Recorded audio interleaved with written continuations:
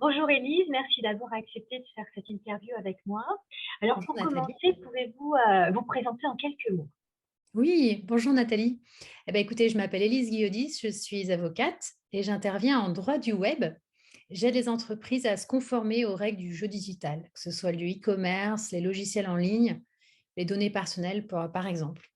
Et je consacre une partie de mon activité à conseiller les praticiens de santé naturelle, comme les réflexologues, pour qu'ils sécurisent mieux leurs activités au plan juridique, notamment sur Internet. D'accord.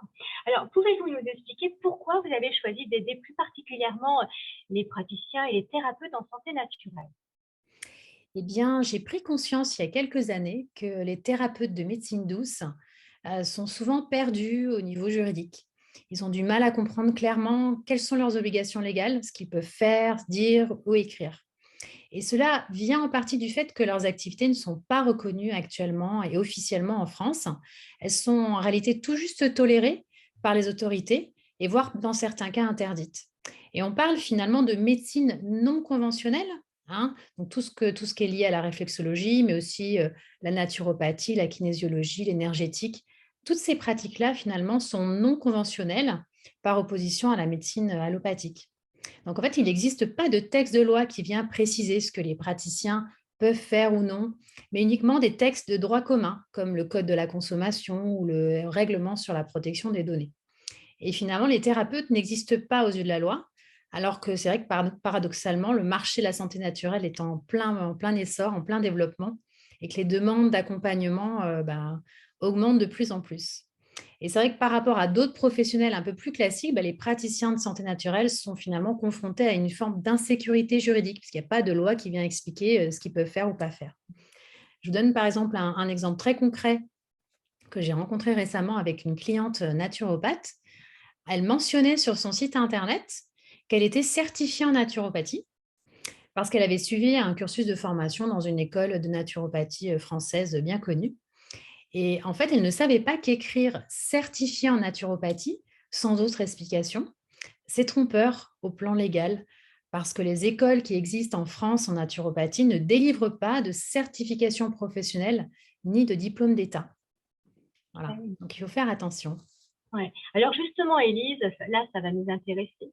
Je voudrais que vous nous aidiez à clarifier un questionnement qui est présent chez de nombreux réflexologues aujourd'hui.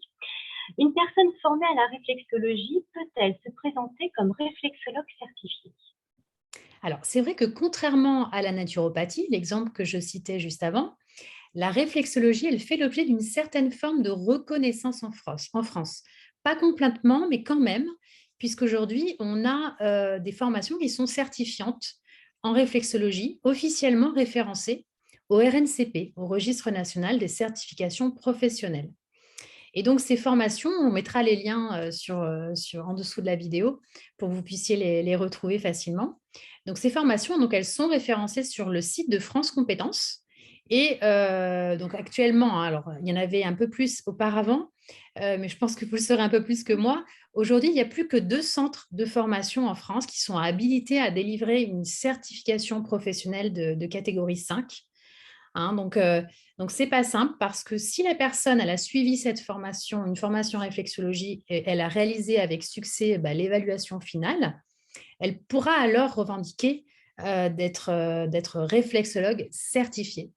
Mais si la personne a suivi un cursus de formation en réflexologie dans une autre école de formation qui ne lui permet pas, n'est pas certifié, certificateur, hein, ne permet pas cette certification, eh bien, du coup, elle ne pourra pas se présenter comme réflexologue certifiée. Au contraire, elle devra faire preuve de transparence et préciser, par exemple, dans ses mentions légales de site Internet, qu'elle n'est pas titulaire de certification professionnelle ni diplôme d'État. La personne pourrait aussi mentionner, par exemple, qu'elle a reçu un certificat école, mais ne valant pas certification professionnelle. Donc, vous voyez, l'obligation de transparence qui est prévue par la loi, hein, est importante et exige d'être parfaitement clair sur les titres, les formations qu'on a reçues. Oui, il faut être assez précis, hein, ouais. Ouais, exactement. Donc, alors du coup, quelles sanctions risque le réflexologue n'ayant pas suivi de formation certifiante en cas de manquement à cette obligation de transparence donc, que vous nous avez expliquée? Alors, il y a plusieurs sanctions qui seraient envisageables. La première que je vois, c'est la sanction de l'usurpation de titre, hein, par exemple, qui est souvent associée au titre de médecin, par exemple. Alors là, ce ne serait pas la même chose, mais on pourrait quand même se fonder sur l'article du Code pénal, parce qu'au finalement, le praticien qui prétend avoir une certification en tant que réflexologue, alors qu'il n'a pas eu la certification professionnelle officielle, hein, enregistrée au RNCP, bah, pourrait s'exposer, en théorie du moins, à des poursuites pour usurpation de titre, hein. Donc Eh ça, oui. c'est la première chose. Alors la sanction maximale, c'est 1 an d'emprisonnement et 15 000 € d'amende. Mais voilà, la sanction est là. Elle est là en théorie. Je ne suis pas sûre que dans la réalité, cette sanction s'applique réellement, mais du moins elle existe en théorie. Après, il y a un autre axe de sanction qui, à mon avis, est plus vraisemblable, c'est la sanction qui est prévue en matière de pratique commerciale trompeuse.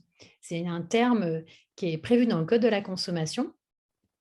Et là, c'est une infraction pénale, même, de la même manière. Donc, le praticien, donc, il peut être poursuivi pour pratique commerciale trompeuse. Par exemple, s'il indique ou il présente de manière fausse, hein, ou erronée, ou il induit en erreur finalement dans son discours ou dans ses écrits sur son identité, sur ses qualités ou sur ses aptitudes de professionnel. Donc, on s'éloigne de la notion de titre et de certification, mais pour autant, l'infraction pourrait être envisagée si jamais la personne affichait qu'elle est certifiée comme ça, alors que finalement, elle n'a pas la Alors certification qu'elle l'est pas, officielle. ouais. D'accord. Et puis, dernière sanction qu'on peut peut-être envisager et qui, à mon avis, pourrait en réalité se révéler importante, c'est en matière de mention légale de site Internet. Parce que la loi prévoit que les mentions légales, lorsqu'elles sont incomplètes ou inexactes, eh bien, on encourt des sanctions. Donc, par exemple, pour une entreprise individuelle, la sanction, c'est jusqu'à 75 000 € d'amende. Et donc voilà, il pourrait y avoir aussi, si jamais le praticien sur son site n'est pas clair, mais des mentions légales incomplètes ou inexactes pourraient être passibles de sanctions aussi à ce niveau-là. Oui, donc ça demande quand même d'être assez précis, hein, finalement, pour être dans les Exactement. clous, hein, légalement, et pas risquer d'être embêté, hein, voilà, pour un terme, hein. Voilà. Oui, ce serait dommage en fait. Donc le conseil, c'est vraiment de faire preuve de transparence. Mhm. On peut avoir suivi un cursus de formation en réflexologie. C'est tout à fait possible et on peut l'écrire, mais bien indiquer si on a fait l'objet si on a reçu la certification professionnelle ou pas. Voilà, Voilà, comme si ça, il n'y c'était a un pas titre de confusion. professionnel ou pas. Mhm. D'accord. Voilà. Ben, merci beaucoup, Élise, pour tous ces éclaircissements. En tout cas, on aura plus d'informations et des liens qui ramènent à tout ça dans l'article, hein, qui est prévu à la suite de cette vidéo. Alors maintenant, est-ce que vous proposez des accompagnements pour les réflexologues qui auraient besoin d'une aide juridique un peu plus personnalisée? Oui, alors plus largement, en fait, moi je m'occupe pas uniquement des réflexologues, mais les réflexologues qui souhaiteraient me contacter ou qui ont des besoins, évidemment, peuvent tout à fait le faire, hein. Je dirais que je m'intéresse plus largement à la sécurisation des praticiens de santé naturelle, hein, de bien-être, parce que c'est vrai que les demandes, les besoins juridiques, de ces praticiens, sont nombreux. Et du coup, bah, de par mon activité, j'ai construit au fil du temps des solutions juridiques qui sont adaptées finalement à leurs problématiques, en tout cas les problématiques les plus courantes, hein, qu'ils rencontrent. Et donc, j'ai mis au point des solutions adaptées et sur mesure. Donc, par exemple, j'ai une solution que j'appelle le pack client du praticien, qui a pour objectif de sécuriser au plan juridique la relation entre le praticien et ses clients. Et donc, dans ce pack, le praticien va pouvoir avoir deux documents que moi j'estime être des documents importants et clés pour la sécurité. Le premier document, c'est un contrat, des CGV. Et puis, un deuxième document sur la protection des données personnelles, puisque le réflexologue, comme bon nombre de praticiens, collecte des données des clients, notamment des données de santé. Donc, deux documents dans ce pack. Et puis après, j'ai des solutions pour les sites internet des praticiens, si ces derniers en ont. Là, pour le coup, j'ai pareil, j'ai un pack de 3 documents, notamment les mentions légales du site dont je parlais tout à l'heure, une politique aussi sur les données personnelles, mais liées au site. Et puis, pour ceux qui ont déjà un site et des mentions juridiques sur leur site et qui ne savent pas vraiment s'ils sont dans les clous, j'ai mis au point une solution, pour le coup, hyper simple. J'ai appelé ça l'audit flash. Ça dure 30 minutes. En fait, le praticien prend rendez-vous avec moi sur mon calendrier en ligne.